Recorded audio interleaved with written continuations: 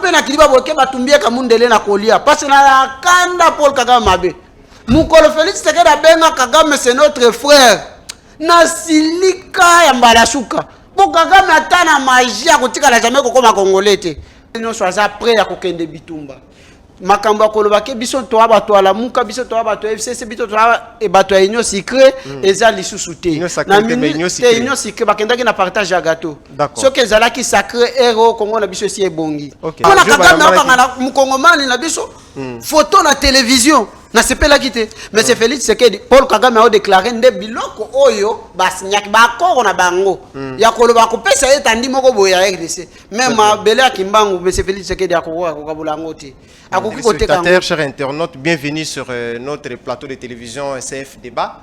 CF TV vous propose les thématiques qui concernent notre situation ou l'actualité politique de notre pays. En effet, aujourd'hui, nous allons parler sur la situation sécuritaire de la RDC. Comme vous le savez, aujourd'hui, très tôt matin, la situation reste très tendue. Pour en parler, je suis sur le plateau avec M. Héritier Ilunga, à qui j'ai dit bonjour, monsieur. Bonjour, bonjour na bakongomani nyonso esika bazali longonya toujours na ba FARDC mboka na biso o basali musala na bolingo mboka parce que pouvoir attirer jelo pouvoir à palissade pouvoir à tourisme pouvoir à ba promesse bakanga ba photo ba publier biso to banda ko aimer na ko commenter comment ba soldat mboka na biso bazana au niveau afro ba obundela mboka bo pesa ka bango prime de guerre $20 o monsieur Félix Tshisekedi a osomba ba moto ki weze ki a régner nango awa tomoni ba kabuya lelo ba comme ba millionnaire tomoni ba kabundi batongi ba immeuble na opesa bango toujours merci na musala malamu bazo sala pona mboka na biso merci na bakongomani nyoso na même na passion baza nango esika bazali. Alors merci beaucoup na briefing au Sali vous avez balancé presque tous les contours et à sujet actualité à Mboka. Alors vous avez suivi les Lotosa lundi 13 juin situation est toujours très tendue. Pendant ce temps, le président de la République a eu une négociation avec son homologue Paul Kagame au niveau de Luanda. Il y a aussi la communauté internationale qui est en train d'appeler à la retenue entre les deux parties. Mais aussi, le roi belge est venu ici, a aussi épinglé cette question de la problématique. Alors, pourquoi cette situation de l'Est reste toujours préoccupante et que la guerre ne finisse toujours pas? Merci. Naolinga quand même on met un peu la modalité à émission parce que d'accord problème exact tu peux parler maman ya ndunda maman matembele maman na verni moi na sirage à comprendre les soutés c'est pourquoi na lobaki na stopa ki na lokolela ba émission du sous ba français je me suis dit que ba ebele bazolo ba français na ba parlement résultat na ba parlement les loba saleli biso parlement ba voyou depuis Congo comme Congo depuis époque ba belge style l'autre na tozo ba parlement ba voyou te l'autre yo ko parlement ba voyou avec un citoyen mbosso soi-disant président de l'Assemblée nationale oyo lelo toye ko zo parlement ba voyou ba ofinga na mais non ça c'est trop fort biso bango baza ba parlementaires ils font ce qu'ils font leur travail mais bio étant que vous allez kotala vous êtes activiste et quelques acteurs de la société vous êtes observateurs et avis politique mais analyse ni zo sala par rapport à la situation et à insécurité à est. Merci au moni est mboka na biso Paul Kagame o bandeko ya IDPS bayembela ki biso que so yonani oboya Kagame na stade de martyr mais c'est Félix Tshisekedi ya biso Paul Kagame na mboka na biso o Kimbangu place ya Zalia sepelité Lumumba place ya Zalia sepelité Kimpa Vita place ya Zalia. Kimbangu qu'est-ce qu'il a à voir avec parce que tokoki kondimate Kimbangu akoki kondimate na se ya mabele place ya Zalia ba kongomani ba banda ko souffrir bango et pas individu moko boye Paul Kagame soit disant président ya Rwanda oyo IDPS libiso na Congo. Kimbangu aza ko bunda pona mabele ya Afrika. Non, ya liboso na mabele ya Afrika parce que Rwanda pesa na kati Afrika. Avant papa bundela avenue, to papa bundela quartier, akobundela nano ya liboso ndako na ye. D'accord. Kimbangu nano ya liboso banda ko bundela ba Kongomani. Akufela kinano ya liboso ba Congolais. Apprendre en particulier tout africain en général. D'accord. Donc c'est pourquoi na zo ebisa yo boende. Lorsque tu défends Mboka na biso Paul Kagame so kazo maintenir toujours ko sala ba désordre na est Mboka na biso et ça parce que ça na ba accord moko ba signaki na Monsieur Chilombo lorsque ba signer ba accord ezalaki ba accord secret za na congolais moko te ya ba kiango ezalaki kaka ndeko na ye parce que Monsieur Félix Tshisekedi abenga ki Paul Kagame soit disant son frère na mitu na kati lelo soki Paul Kagame aza Kassayen Katangé, to mutu à Équateur, to mutu à Bas Congo, ya Congo central ou ya Bandundu. Il y a Bengi, c'est son frère. Dans le sens Aza Paul Kagame.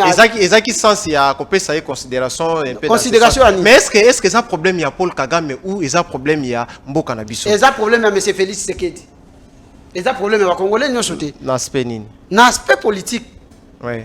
Il y a Kolobaki. Mais au Kolanda, il n'y a pas longtemps, Bazalaki na médiation il y a président Lorenzo na Angola justement pour apaiser. Parce que la diplomatie, il y a aussi les lobes Burundi, mais boké sur la table, il y a tous les boitoyo kani mwanama izandingi ni tuchanase. Siko okoyebi sanga mituna iza yo ba réponse yangai. D'accord. Siko na kosenga ola na ba réponse yanga na obimisa parce que j'ai la cible. Allons-y, allez-y.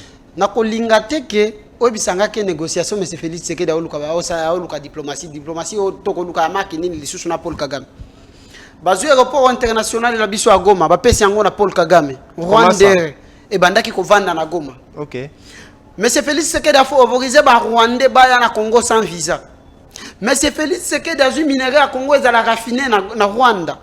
Wana ba M. contenir accord Félix Tshisekedi a eu Kagame plus de 3 fois. Voilà ba contenir ba accord ba salaki. Baye na ye na Congo na biso. Monsieur Félix Tshisekedi a eu est en mboka na biso alingi apesa ngo Paul Kagame pour atonga cité moderne. Ya mboka na biso. Siko boko linga diplomatie lisusu na bateau magique nini. C'est pourquoi tolobi Monsieur Félix Tshisekedi que ce soit que Paul Kagame azande konayo biso epa na biso ba congolais Paul Kagame azande kona biso te pe akotika la kozala ndeko na biso te. C'est pourquoi toyebisi Monsieur Félix Tshisekedi boy.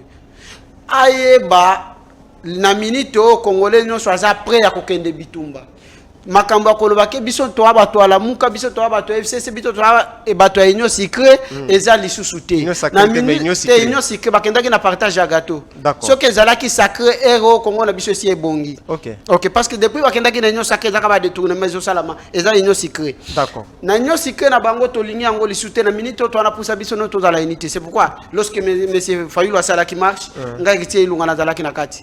Lorsque batu ya matata ponyo basali marche mais en ce qui concerne les marches, on avait une implication il y a homme politique congolais qui moukié au monde quitté société civile bakendaki na gare centrale l'ambassade il y avait combien d'hommes politiques dans le gouvernement. Ton présence il y a honorable Delis à part honorable Denis c'est Sangana et je pense c'est quoi quelque chose ils étaient un problème mais congolais nous sur la salle qui marche pour soutenir FARDC bravo opinion mususu ba lobby que bango vu FARDC ils a trop inféodé.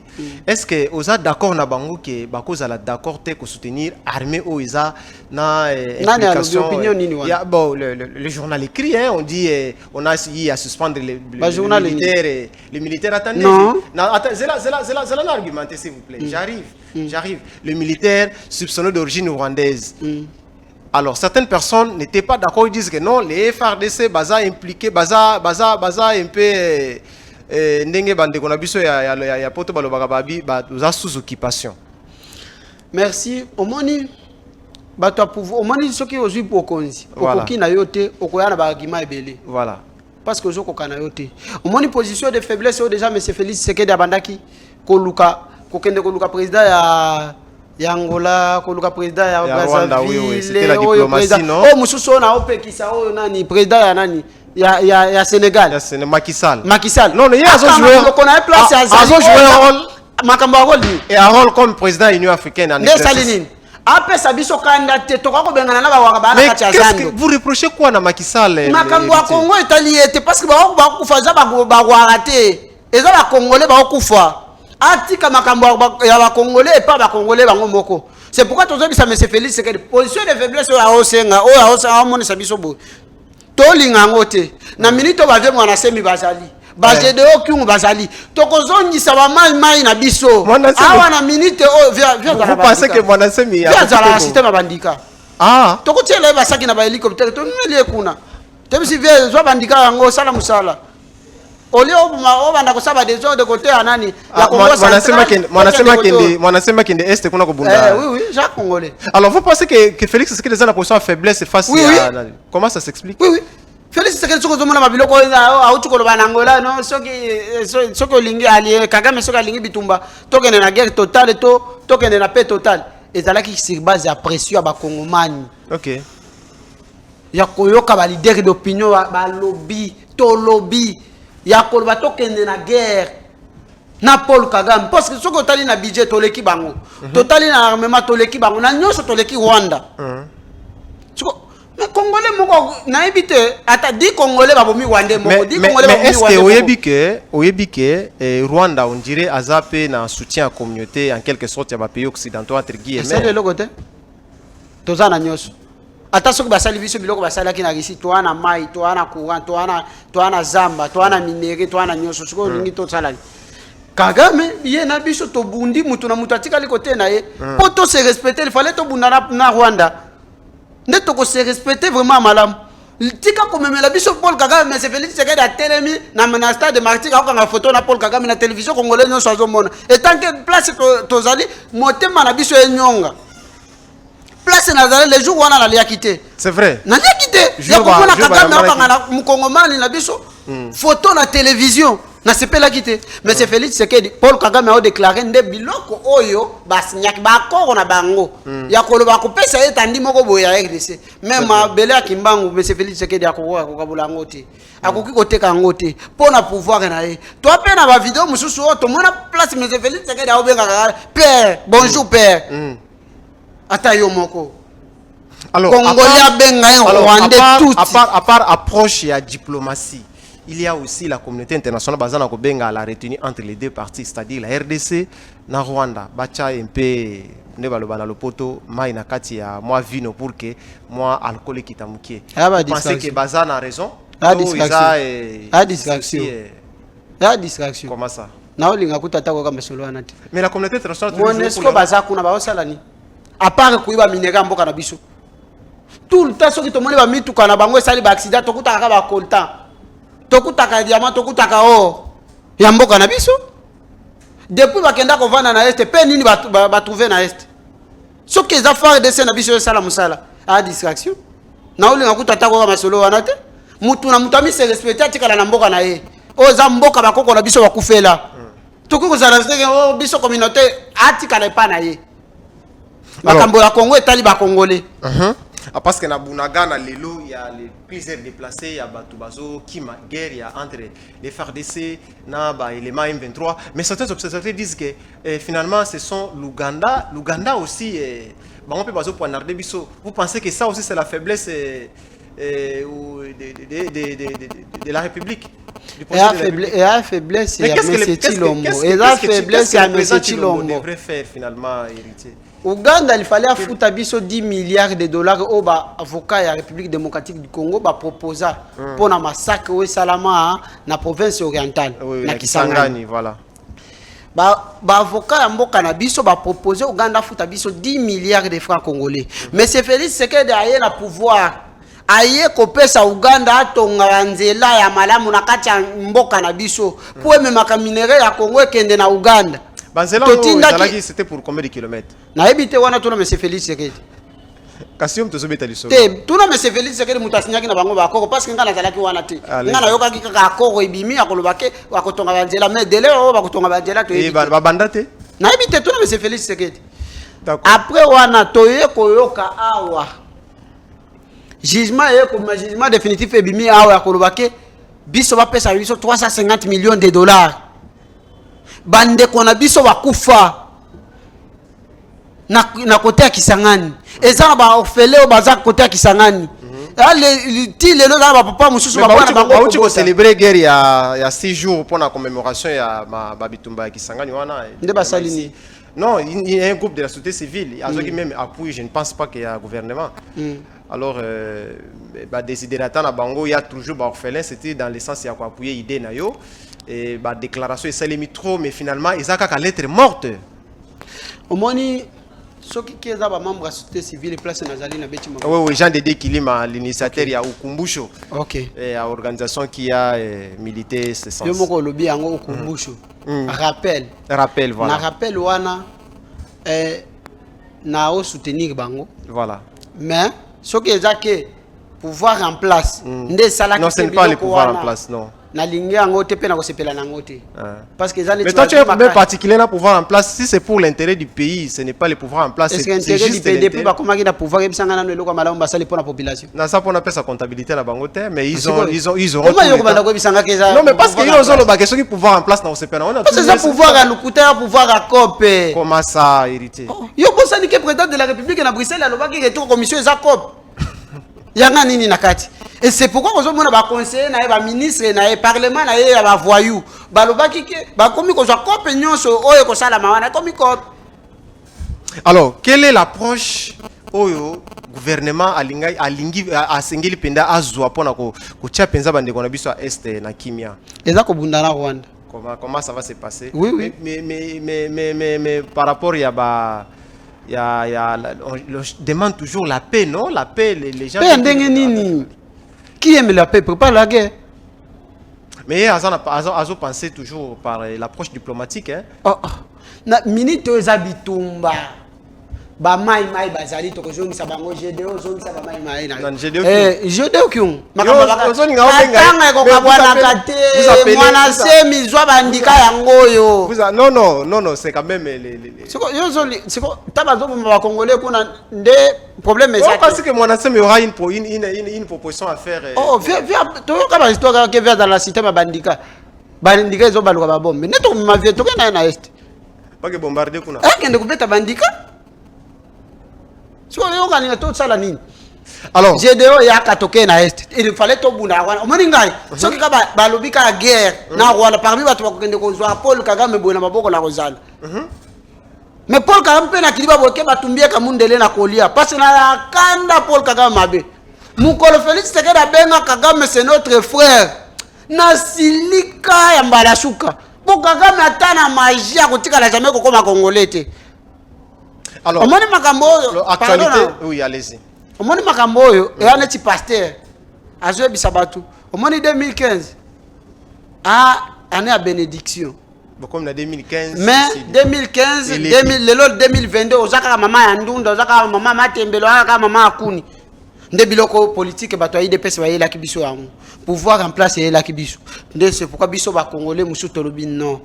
Pouvoir eo soki tolandeli yango. Et ça pouvoir amabe. Les lots au congolais de famille, au de falipa. Tala lipa desa, wana Martin Fayoula bandi. Kode falipa wana Martin Fayoula bandi na Faden House a holoba. Tout ça la marche pour la dépolitisation à Seni. Seni, au moins 15 ans de distraction ba tout maman. Mais selon you, aza opposant que voulez-vous qu'il fasse encore? Oh, Martin Fayoula comme il est opposant, comme il est la résistante. Au moins la distraction. Aza le gouvernement. Moi je dis il est opposant par rapport parce qu'il n'est pas aux affaires. C'est pourquoi Bisson la dynamique zéro voix dans ma province. Vous militez pourquoi na zéro voix dans ma province? Na zéro voix dans ma province, il y a un vie Lambert Mende. Azape kuna nakati? Tout va y aller na Sankuru. Akende Sankuru. Lambert Mende atikala jamais ko lobela Sankuru te. Ana ti ba vie Olenga Nkoi. Ana ti ba vie André Kimbuta. Ba vie Charles Okoto. Ata yo moko. Na ba Cheo Kitundu. Ba Cheo Kitundu. Kende na ba province na bango tala ndenge za. Mais ce n'est pas seulement ezaka kana na Sankuru te. Na ba province même na ta pas la biso na Katanga na Tanganyika. D'accord. Et pas la biso na Tanganyika. Mutu neti ilunga. So kepe pa ba obemina kuna na idiofa elo côté pa ya muzitu na gungu siko mutu wa bongo bwa lisusu pa ya ulizeka lisusu eli c'est pourquoi na dynamique zéro voix dans ma province batu ya bongo ba ya lisusu te siko bo sala ka bakusala bino vous passez les messages pour conscientiser la population. Oui parce que soko tali Android ya kala na Android ya sikade on monike différence ezali et je veux Lambert Mende pas pesa iPhone 13 ya kofin akosala lango te akokate ça veut dire na minute to na système ya sika makambo comme belé ba application comme mpe moi belé ordinateur akala omoni ke ba wana basala ba daltilo wala nini boko aline ba candidat na bino moko ndeti ma mouvement en marche.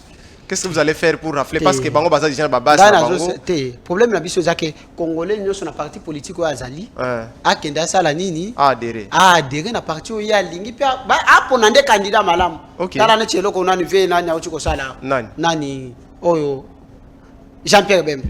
OK, les ndenge ya bengi mobilisation. On va dire que tous on a mambo insécurité parce que justement arrivé à roi la diplomatie belge, le roi a dit aussi quelque chose. Vous pensez que la Belgique pouvait aussi jouer quelque chose pour finalement terminer la situation de l'insécurité à l'est de la RDC? Est-ce que on remarque que discours à M. Chilom? On a remarqué que le côté est-ce que Hollanda qui a un malam? Est-ce que Hollanda qui a un malam? Monsieur Chilomboli a tinda. Roi Philippe a fait un pardon à Bakongomani. Mais Monsieur Chilombo Zoloba, oh il est kakala. Et si elle est ka, hein?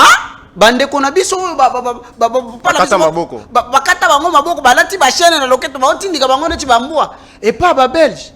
Lelo Belgique comme Belgique eza pona minerai ya Congo. Eza pona ba richesse ya Congo.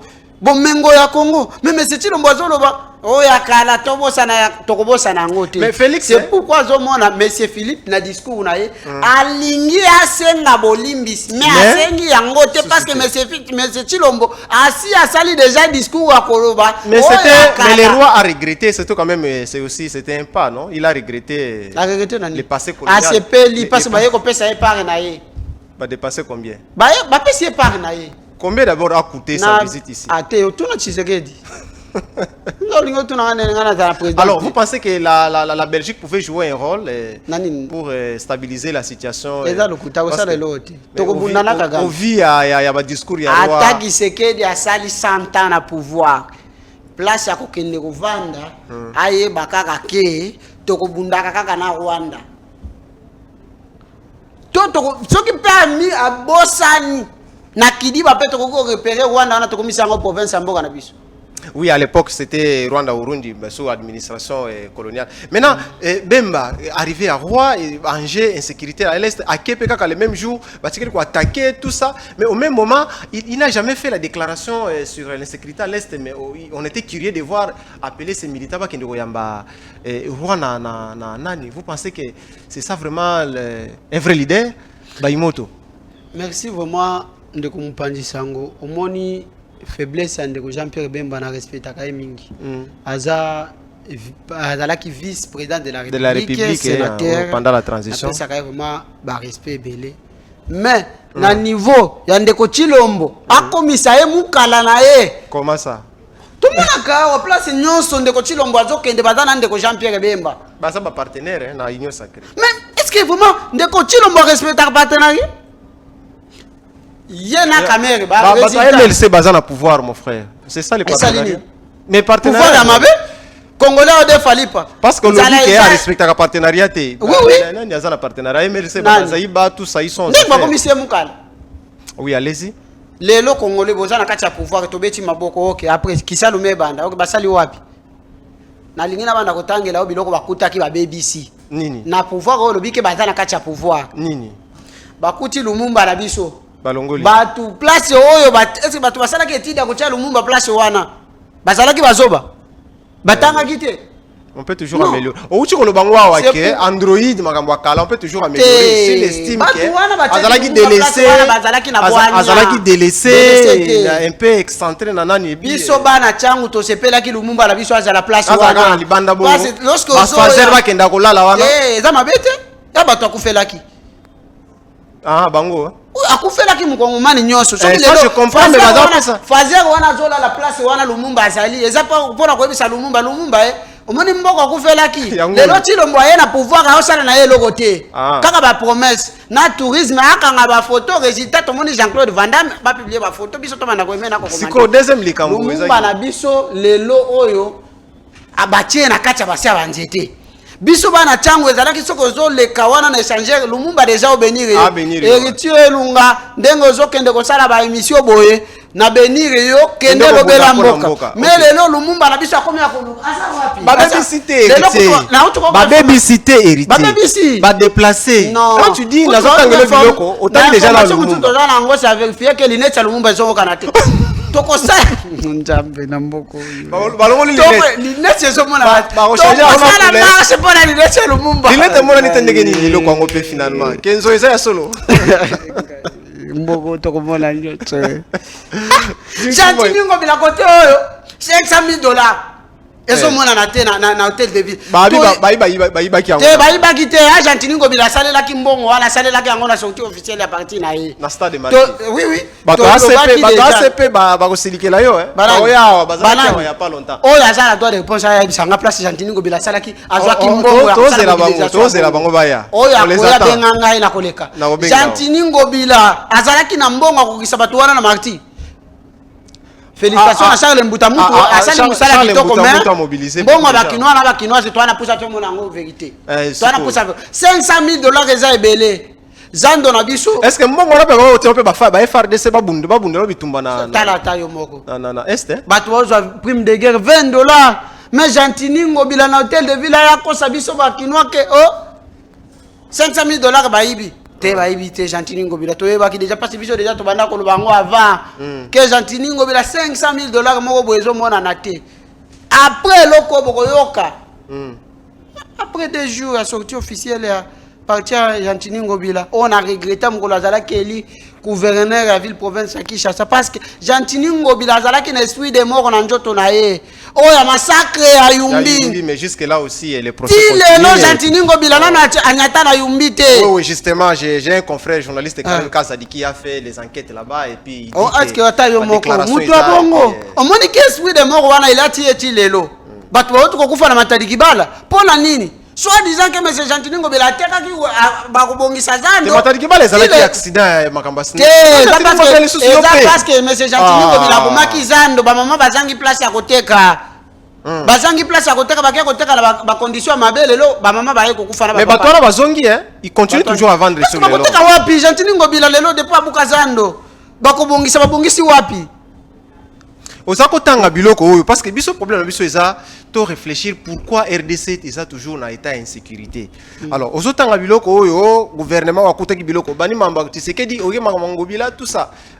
Lumumba okotisi eloko oselisi ka avant liste koki liste ya biloko ba BBC na bana otangela. Mais tu étais en train de lire des cités non? Zela kasina tangela parce que ça ben. Ba kutaki parler du peuple zongenga. Et donc bon baby kende na parler du peuple la Kabila oyo époque Kabila na oyo parce que na otangela komba Kabila parce que bato a IDPS na 2023 bakoya lisusu na komba Kabila ba détournement zo sala ma Kabila oh bato bazo j'ai à francophonie mbongo ebimaki batongi wapi soko kokoma zo bige na papier soko komela na maya malili mela j'ai à francophonie batongi wapi poser ti les élus bakomi si ba garde des républicains bakomi ba recevoir batindika kamitu ka présidence yo monika des républicains to ngo to bakenda kila kabya kamwango boka beka mongo on ezalaka circonstance mutu ke kangami na potopoto ki Joseph Kabila aussi à son époque atangama ki na kisangani na potopoto ndalo baki mboka ekufa oh yo zo lo bakomi si ba garde des républicains bakomi ba recevoir na époque Kabila to monaki bango te mutu kango moko nde basala makati mutu ka geti ebimi mais oyo bakomi par rapport à état nzela est-ce que Kabila mbongo atile jelu nde Kabila bimisaki yango si pouvoir atile jelu nde bato bimisaki mbongo atile jelu basala ki wapi et c'est que mbongo aji à francophonie et bimi basali wapi to ya projet o batiela ki biso pro ya nouvelas ya c'est ga nouvelas batiela biso na RTNC awa o bakangi ba mibi Kamere na prison après Jamal na prison o Muima na prison lelo nani yango azongisi mbongo après ndeko ya wana IGF azo sala musala koma mola yo atambata. Alors, dernière question ou quelque chose parce que Bazo n'a se rendre compte PT minute en oiseau qui n'est pas mona. Mais pendant l'époque de Kabila, on a remarqué que Makambo insécurité à l'est les opposants utilisaient beaucoup plus comme Kabila. Kabila n'est pas cause d'insécurité. Kabila n'est pas cause d'insécurité. Aujourd'hui, on a l'impression que ceux qui observent yo, comme analyste politique, vous utilisez aussi beaucoup plus les noms il y a Tshisekedi comme personne. Vous ne trouvez pas que aux problématiques il y a est au-delà des individus? Est-ce que vous évitez que Tshisekedi na Kabila ezale chibato ampasse? Ah baza mutu moko. Soko talibani ba oyo balubaka. Kabila salaki ko aza congolais te. Ba ba ye Tshisekedi aza congolais te. Balobi Kabila aza mwana musée te. Ba balobi Tshisekedi aza mwana Tshisekedi. Balobi Kabila atanga te. Balobi Tshisekedi atanga te. Kabila ayaki na ba Rwandais Kagame Tshisekedi pe abengi Paul Kagame ndeko na ye Kagame azana Denis Nyakero uti ko zwa ba Rwandais awa ye na bango ba ofele Rwandais ye na bango na Congo ba vanda na Congo baba Congolais te bana ti ba mapasi ba mabe nyonso babandaki kotia epa Kabila bato bakufi na yese Kabila nde mutu abomi bato pe bazokufa na yese ezaki sekedi mutu aboma. Ah donc mabe ya Kabila nyonso siko bolatisa ngona bato ba marche babandaki kokufa balubi Kabila nde mutu azoboma. Marche contre on sa malonda. Loi mina kona sakati. Bato bakufaki. Ça veut dire que sekedi nde mutu abomaki. C'est pourquoi to mona ki aboyaki kokende na ebembe ba policier o bakengela kaye na ba déplacement na ye mais accueilli pour na ba combattant ya IDPS. C'est pourquoi na pouvoir comme on a secrétaire général à partir au pouvoir na bagarre des républicains. Voilà Kabouya savoir. Il fait partie, je ne sais pas, la famille. Bon, ça c'est un autre débat. Ça veut pas comme une famille moi on a dit c'est. Bon, quel message que vous donnez maintenant pour les FARDC au bazo kaokuna au bazana kubundana suka ba kongomani au bazo soutenir ba nazomona mais baninga bazo ta ba t-shirt ya FARDC pour soutenir mais yo là oui na lataki yango non na salle ya ma mission soki eza ebele c'est acclimatisé bandi na yo ozolo ba soutenir ba FARDC tout na lati bilamba wana ba Pentagone wana o même ataki sekeda lataki yango ta yebisanga mukoloni sekeda lati tenir FARDC bo tenir bon maintenant mobilisation maintenant pour soutenir ba nani est à part ko lekana ba plateau télévision et le connu sur bozo ça là finalement parce que là c'est votre c'est pour que banda ko anisaki ba ko sala solidarité ya ko chata compte moko boy po mutu ya ta ya $1 $2 na est kuna il y avait déjà ba activiste ya lusha mouvement citoyen bazala ko mais na bino yo étant qui activiste to salaki to solo ala ba to lusha. Ok. Oui. Bon, contribuer. C'est pourquoi kokenenga na no makambo alusha te. Po bato alusha batala na mbongo te. Mbamong ba osoma bakiweze ko mona te. D'accord. Ba 500 palissade o mona te, ba 129 palissade o mona te. Ba donc lingi ba député ba pesa mbongo. Oui.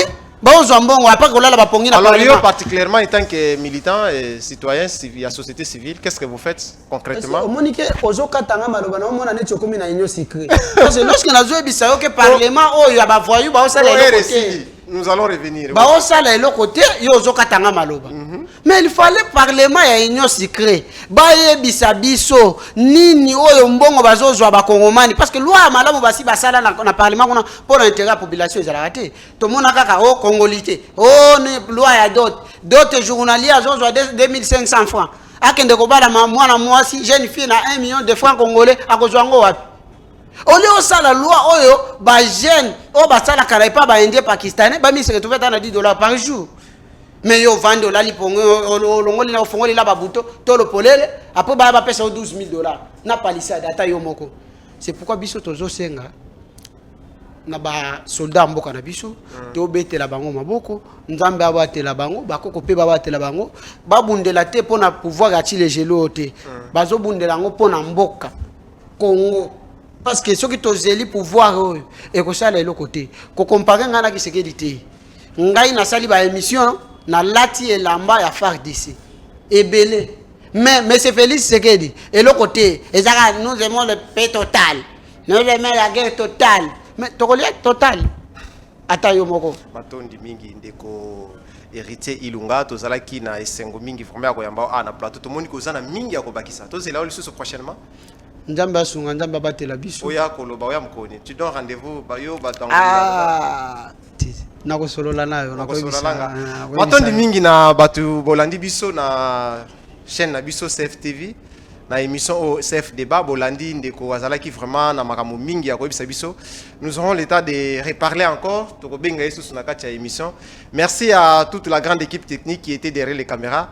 Quant à moi je vous dis au revoir. Merci. Héritier.